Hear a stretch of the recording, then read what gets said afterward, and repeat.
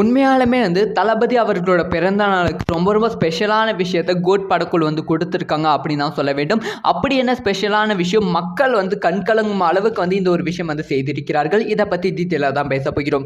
அதாவது ஒவ்வொரு தளபதி பிறந்த நாளுக்கும் அவங்க நடிக்கும் திரைப்படத்திலிருந்து ஃபர்ஸ்ட் லுக்கோ அப்படி இல்லைன்னா படத்திலிருந்து ஏதாவது ஒரு சின்ன அப்டேட் கொடுத்துருவாங்க. சில டைம் ஃபர்ஸ்ட் சிங்கிள் இல்லை டீசரே ரிலீஸ் பண்ணுவாங்க.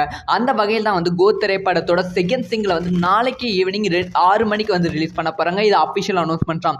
ஆனால் இன்னைக்கு ஈவினிங் 6 மணிக்கு ஒரு ப்ரோமோ ரிலீஸ் பண்ணியிருந்தாங்க. அந்த ப்ரோமோ பார்த்த ரசிகர்கள் அப்படியே கண் கலங்கி இருக்காங்க சில பேர். ஏன்னா இந்த ஒரு பாடலை தளபதி தான் பாடியிருக்காங்க. தளபதி கூட சேர்ந்து மறைந்த பாடகர் பவட்ராணி அவர்கள் பாடியிருக்காங்க. ஸோ பவட்ராணிக்கு அவங்க பாடின கடைசி பாடல் இதுதான். அது தளபதி கூட சேர்ந்து பாடியிருக்காங்க. தளபதி பாடத்தில் பாடினாலே அது வேற லெவல் தான். இப்போ தளபதி கூட சேர்ந்து கடைசி பாடலை பாடியிருக்காங்க.